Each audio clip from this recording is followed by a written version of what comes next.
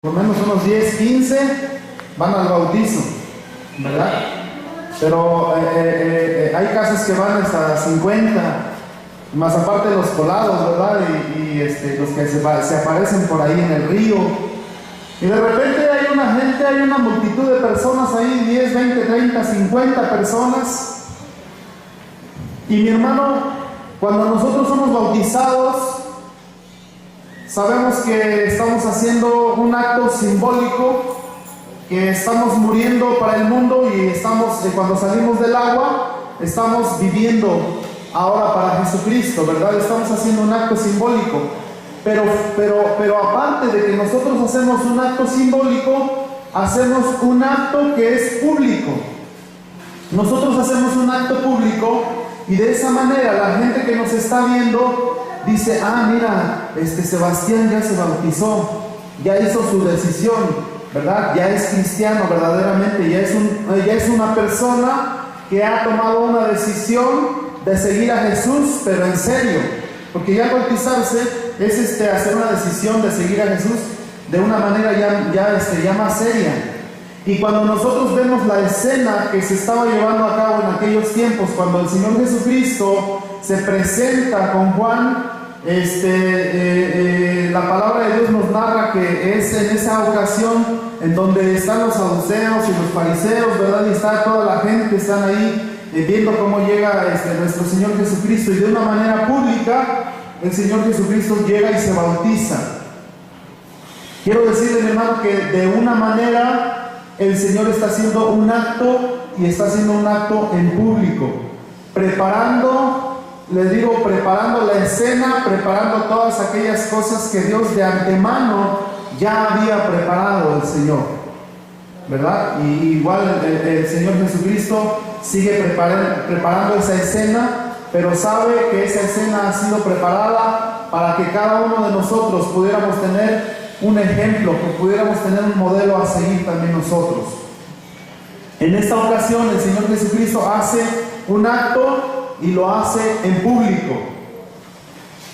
Y cuando hablamos de la tentación de Jesucristo, hablamos de que el Señor Jesucristo ya el acto ya no se hizo en público, ¿verdad? Primero fue un acto que se hizo en público, primero fue un acto que se hizo delante de toda la gente para darle testimonio y para que la gente supiera de qué lado estaba Jesucristo, porque Jesucristo estaba tomado o lo tenían como un maestro de la palabra. Pero Jesucristo no compartía la idea de los fariseos, ni de los saduceos, ni de los escribas, ni de esas personas que solamente estaban hablando de un evangelio a su conveniencia. Entonces, de esa manera nos damos cuenta, mis hermanos, cómo es que Dios prepara todo, cómo es que viene preparando todo el escenario.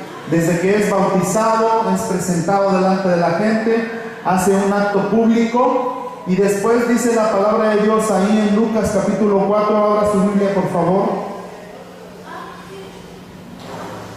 Lucas 4, 1 y 2.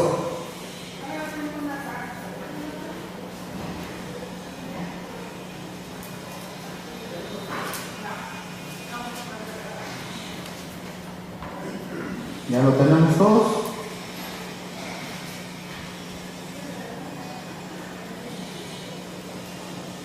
Dice la palabra de Dios: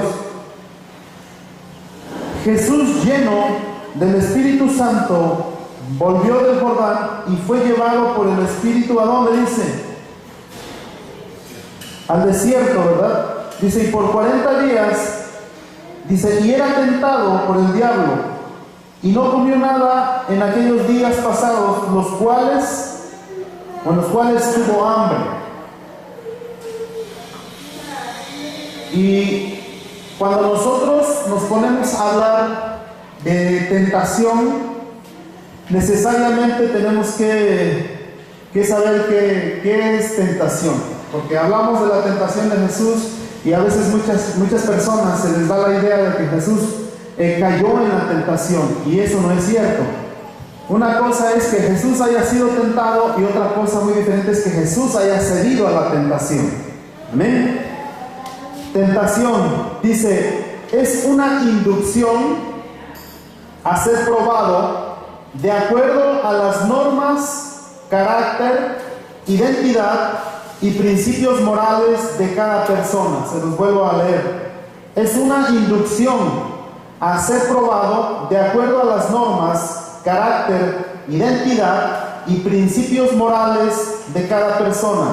Por favor, abra su Biblia en Santiago capítulo 1, versículo 12, y vamos a ver entonces de qué estamos hablando.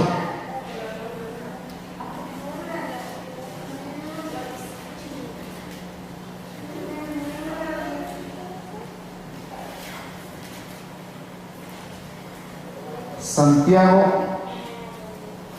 capítulo 1, versículo 12.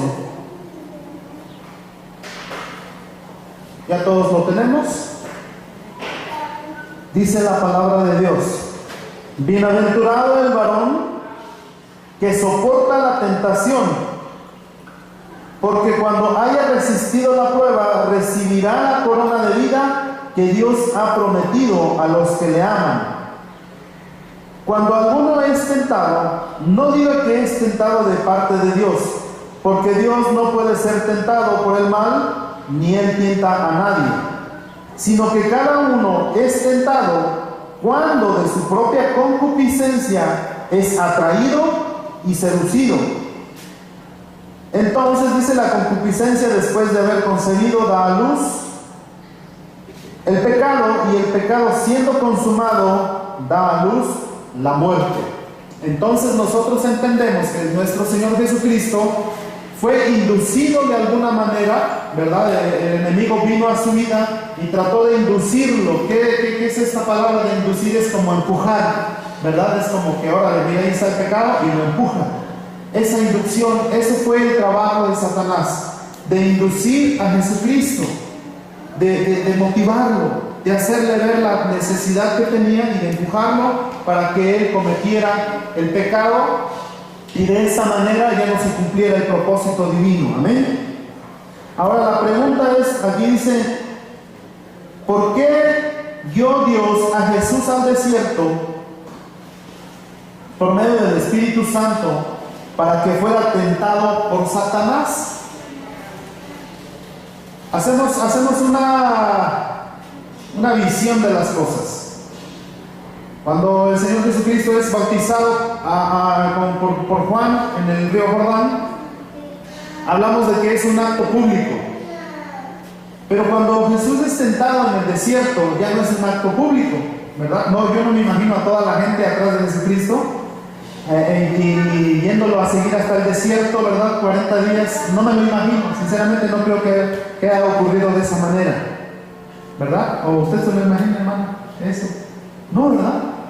Porque imagínense si nada más un día estamos con unos calorones tremendos, con hambre, no soportamos. Entonces yo no me imagino a la gente siguiendo los 10 o 15 días en el desierto para dar testimonio. Entonces, mis hermanos, cuando nosotros nos damos cuenta de todas estas cosas, nos damos cuenta de que Jesucristo mismo, Él fue el que dio testimonio de todas estas cosas, de todas las cosas que Él padeció. Amén. Nos damos cuenta de estas cosas que Él padeció, y más adelante dice, la pregunta fue ¿para qué? ¿Por qué guió Dios a Jesús al desierto?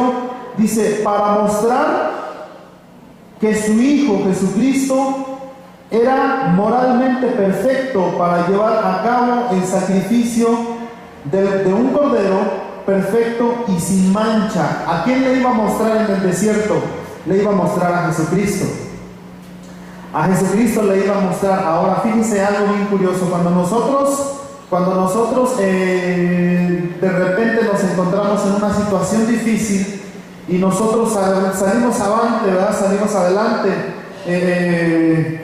salimos también de esa situación, muchas veces decimos, es que pasamos por un leve desierto, pasamos tal vez por una tentación, pero tuvimos la capacidad de resistir, gracias a Dios, ¿verdad? Y hablamos y decimos las cosas que nos pasaron. Entonces, de alguna manera Jesucristo llegó y les compartió todas aquellas vivencias, todas aquellas experiencias, pero era para Él, para que Él se diera cuenta la capacidad que Dios mismo había puesto a través del Espíritu Santo en su vida. Amén.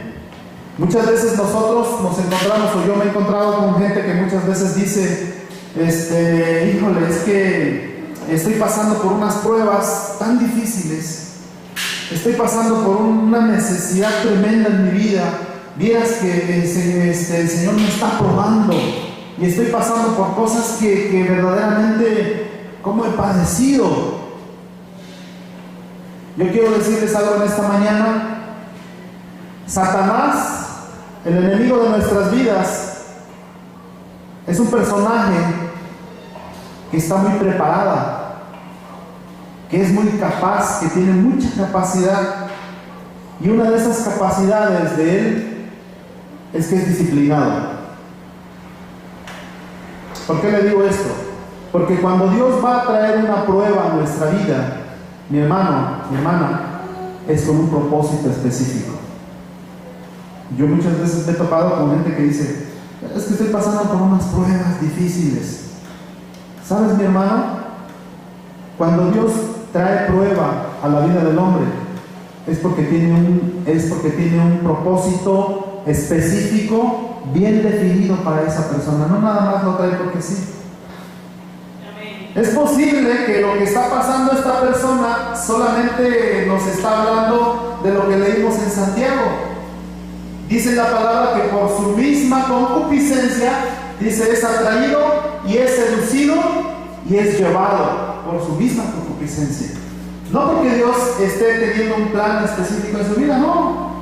Es porque ese mismo pecado la ha llevado y la ha arrastrado y está en esa situación, ¿verdad? Hay que entender muy bien esto, mis hermanos. Desgraciadamente la iglesia o la gente muchas veces toma estas palabras como que muy a la ligera y muchas veces se lo echan o le echan la culpa a Dios. Dicen, no, es que Dios me está tentando, así como tentó a Jesucristo. Sí, yo estoy padeciendo ahora aquí en este desierto de lágrimas, ¿verdad? Y le echan ahí como crema a los tacos, como dicen. Pero no es así, mis hermanos. Cuando Dios trae algo a nuestra vida es porque tiene un plan y un propósito específico, definido. No nada más lo va a hacer porque sí. Amén. Es por eso que yo les decía, el enemigo, él sí. ¿Cuál era el plan? ¿Cuál era el propósito? El propósito era hacer decaer a nuestro Señor Jesucristo. Por eso yo les decía desde un principio, las cosas han sido preparadas de tal manera que esa prueba de errores, para que no se oiga feo, ¿verdad? Prueba de tontos, para que sea una prueba de errores, para que no haya falla. De alguna manera Dios ha preparado esas cosas. Y cuando el Señor, cuando dice la palabra que Jesucristo fue llevado por el Espíritu Santo, ¿sabe, mi hermano? Había una plena seguridad de que Jesucristo no iba a fallar. ¿Sabe por qué? Por la guianza del Espíritu Santo. Es por eso que yo les digo, cuando Jesucristo o cuando Dios va a trabajar en nosotros y va a traer alguna situación difícil, la va a hacer siempre cuando sea que Él lo permita. Cuando Él lo permita que esto suceda, es porque tiene un plan para tu vida y para mi vida. ¿Por qué? Ahora, ¿por qué? Porque vamos a estar siendo guiados por el Espíritu Santo. ¿Sí? Cuando una persona dice que está en comunión con Dios, que está en paz con Dios, que está en comunión con el Espíritu Santo, que está haciendo su voluntad, y de repente le viene un problemón del tamaño del mundo, ¿usted cree que Dios va a permitir que algo le pase a esa persona? No va a dejar que le pase algo. ¿Por qué? Porque está siendo guiada por el Espíritu Santo. El Espíritu Santo la está llevando de la misma manera que llevó a Jesucristo al desierto. De la misma manera esta persona la va a llevar y la va a guiar y no va a permitir que algo le pase. ¿Por qué? Porque su pensamiento, porque su confianza está totalmente puesta en el Señor. Amén. Así que, mis hermanos, ese es el propósito específico por el cual nuestro Señor Jesucristo fue llevado al desierto por nuestro Señor. ¿Para qué? Para que Él conociera, para que Él mismo se diera cuenta, cuenta de la capacidad que Dios había puesto en su vida. Amén. ¿Por qué? Porque tal vez muchos dijeran, bueno, pero Él era Dios, ¿verdad? Qué preocupación. ¿Sabe? Él tenía el conocimiento. Él tenía, si ustedes quieren verlo así de esa manera, Él tenía el poder. Pero saben que también tenía deficiencias. Tenía deficiencias y tenía necesidades, había carencias, había dolencias, había situaciones que podían ser manipuladas o usadas en su contra. Y muchas veces a nosotros nos pasa lo mismo. Cuando viene alguien y nos mueve a uno nuestras mismas emociones, nada más, con que nos muevan nuestras emociones, ya nos están haciendo tambalear y nos están haciendo decaer de alguna manera, ¿verdad?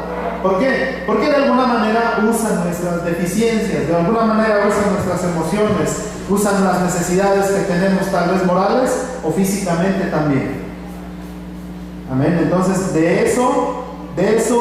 para ese fin, para ese propósito, para que nuestro Señor Jesucristo Él mismo se diera cuenta de la capacidad moral que Dios había puesto sobre su vida. Amén. El propósito de Satanás era de que Jesús cayera en pecado. Toda esta tentación sucedió en el desierto, algo contrario a lo que sucedió con Adán y Eva en el jardín del Edén, en donde ellos lo tenían todo. El desierto no es un lugar muy hospitalario, y eso pues yo creo que todos lo sabemos, ¿verdad? Y cuando estamos en un lugar en donde no hay agua, en donde hay mucho calor, en donde hay animales ponzoñosos, en donde hay tantas y tantas cosas, es difícil mantenerse. Pero fíjense usted que la misma lección nos enseña, la misma lección nos indica cómo fue que Adán y Eva, estando en un lugar allá, teniéndolo todo muy pacíficamente, ¿verdad? Llega el enemigo y los empieza a engañar, les empieza a hacer ver o les enseña cómo pueden cubrir una necesidad, porque al final dice la palabra de Dios que cuando Eva volteó a ver el fruto, dice que lo vio. ¿Cómo lo vio? Codiciable, agradable a la vista, ¿verdad? Sabrosón. Entonces, ¿qué surgió ahí? Surgió una necesidad en su carne. ¿Qué fue lo que le movió el enemigo? Solamente le impulsó tantito. Mira, no te mueres, hombre, no te pasa nada. La impulsó, la indujo, y Eva cayó. Y aquí vemos nosotros cómo están sucediendo todas las cosas, todo lo contrario, porque Adán y Eva no se supieron mantener. Ahora nos damos cuenta de todo lo contrario, cómo Jesucristo, estando en el desierto, no teniendo agua, no teniendo comida, no teniendo nada, Él sí pudo mantenerse de una sola pieza, mantenerse estático. Porque sabe, mi hermano, el Señor Jesucristo supo identificar lo que era primero. El Señor Jesucristo supo identificar lo que era primordial para su vida. Imagínese usted si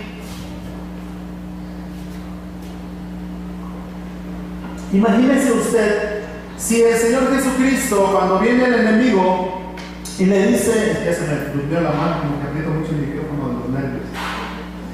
Imagínese usted que de repente el enemigo viene y le dice, mira, convierte esas piedras en pan. ¿Se imagina usted si Jesucristo agarra y dice, no, pues venga, no, yo puedo? ¿Se imagina usted si Jesucristo no hubiera podido negarse a un pedacito de su carne, ¿verdad? Porque recordemos que el pan le iba a traer una saciedad a su carne. Imagínese usted, si él no hubiera podido resistir un poquito, a negarse un poquito más a su carne, ¿usted cree que él hubiera tenido la capacidad para poder entregar todo su cuerpo? Pues no, ¿verdad? Entonces cuando Jesucristo dice, no solo de pan vivirá el hombre, sino de toda palabra que sale de la boca de Dios. Entonces lo que Jesucristo estaba haciendo es que estaba identificando que había una necesidad primordial. No solamente era el alimentarse y el saciar sus necesidades, sino que Él entendió que era mejor perder todo su cuerpo por salvar al hombre. Es por eso que yo le digo, había una manera de ver las cosas desde un principio, que Dios fue preparando escenario por escenario hasta que llegaron al lugar en donde necesariamente tenía que ser tentado. ¿Sabe por qué? Porque por un hombre entró el pecado y la muerte en esta tierra, y por un hombre tenía que volver a salir. Entonces, de esta manera Jesucristo, Él lo sabía todo, y Él mismo, yo me imagino que Él pensaría y estaría meditando: es que no puedo caer, es que no puedo fallar, porque si yo fallo, entonces de nada va a servir todo lo que mi Padre ha preparado, ¿verdad? Es por eso que yo al principio les empezaba a decir que todo está preparado de una manera tan estratégica, de una manera que el mismo Satanás se quedó así con su ojo cuadrado, porque no supo ni por dónde le llegó el golpe, porque él no se la esperaba de esa manera. ¿Por qué? Porque Dios tenía todo preparado, todo preparado, todo preparado. ¿Por qué cree que el Espíritu Santo llevó a Jesucristo al desierto? Porque sabía que no iba a fallar, porque sabía lo que había en su corazón, porque sabía lo que había en su mente. ¿Amén? La preparación misma que él había tenido en la palabra de Dios. Amén. Así que entonces nosotros nos damos cuenta de todo eso. Dice, voy a seguir leyendo un poco. No me quedé. Esta tentación duró 40 días. Aquí solo se nos presenta lo último de esos días, y notemos cómo fue que terminó según Lucas 4:13. Abra su Biblia en Lucas 4:13.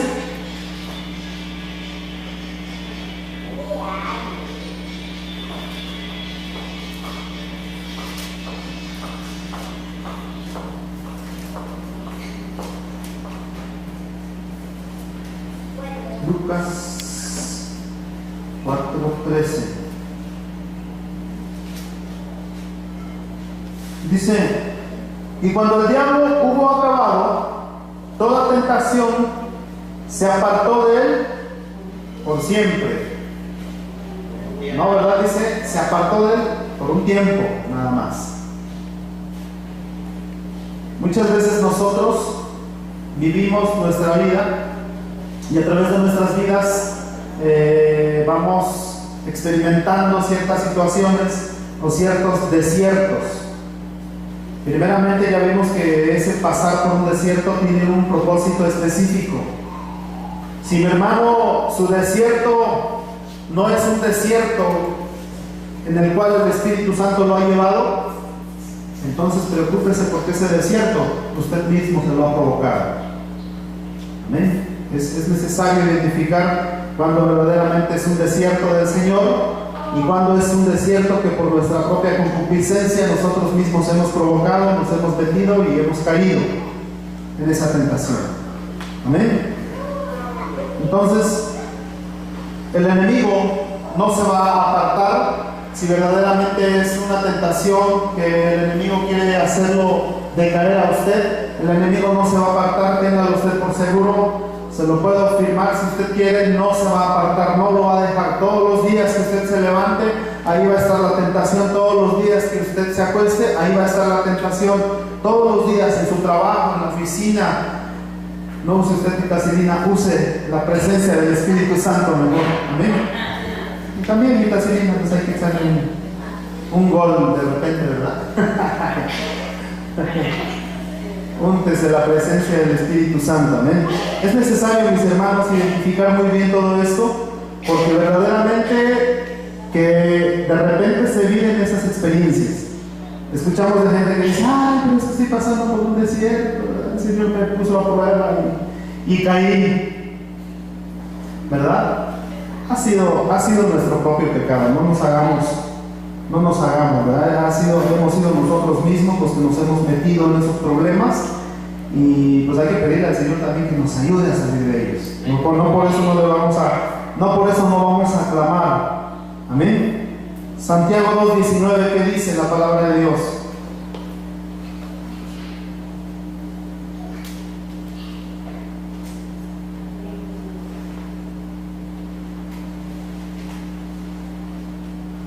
Tú crees que Dios es uno, bien haces. También los demonios creen y tiemblan.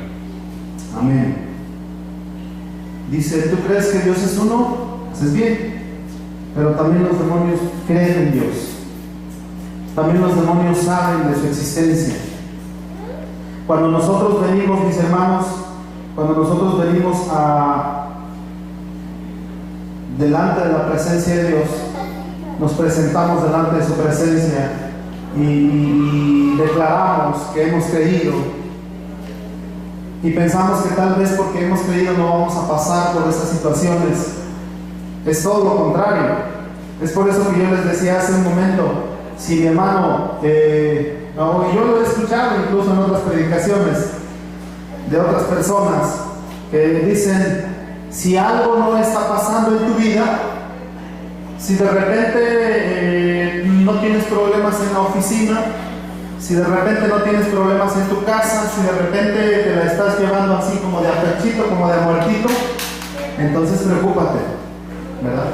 Preocúpate porque de alguna manera el enemigo dice, no, pues con este no hay problema, ¿para qué lo vamos a hacer? ¿Para qué le vamos a inducir una tentación?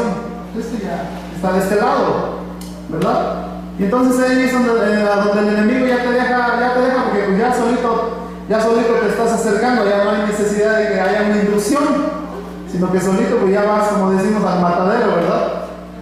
Y es por eso que muchas veces, en serio, es por eso que muchas veces la gente no tiene problemas. Y usted ve gente que dice, bueno, pero esta persona tiene dinero, tiene carros, tiene buen trabajo, no le va mal, se lleva muy bien con su familia. Sí, pero pregúntale cómo está su vida espiritual, ¿verdad? Ya lo dejó el enemigo, ya era el enemigo, este ya es mío. Hay que preocuparnos, mis hermanos, cuando no estemos pasando por un verdadero desierto, pero por un desierto o una tentación que venga de parte de Dios.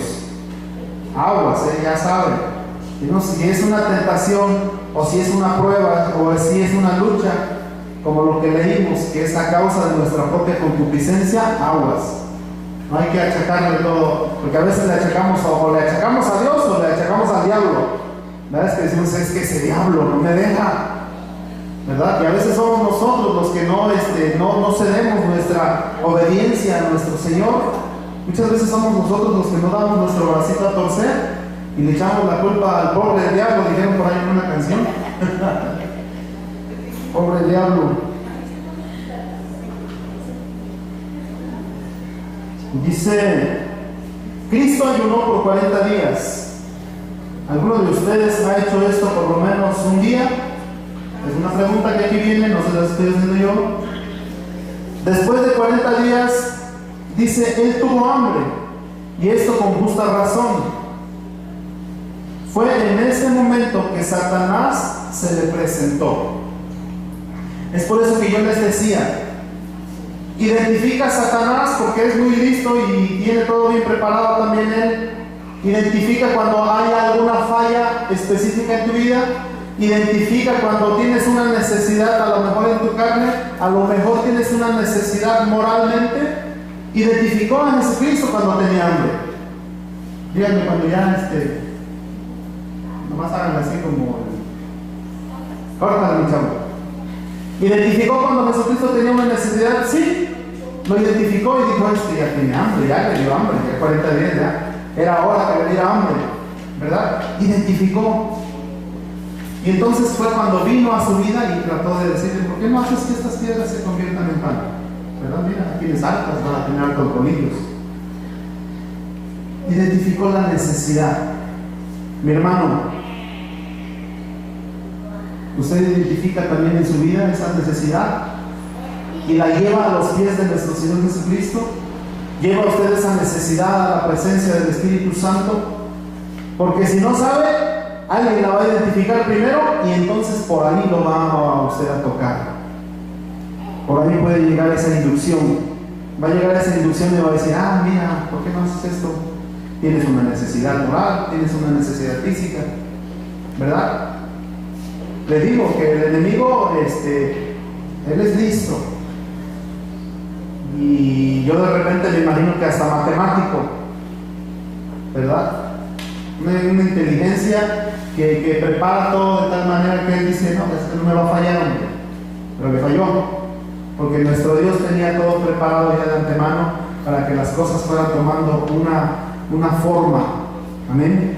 Así que mi hermano, cuando usted vea esa necesidad, por favor, llévela delante de la presencia de Dios. Si usted tiene un hambre espiritual, lea la palabra, ore, ayune, supla esa necesidad, pero súplala con el Señor. Amén.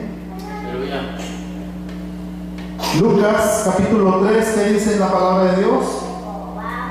Lucas 4, 3.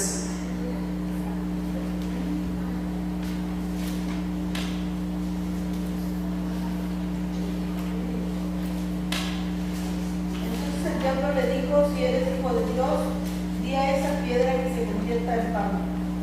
Fíjese nada más. ¿Usted cree que Jesucristo, perdón,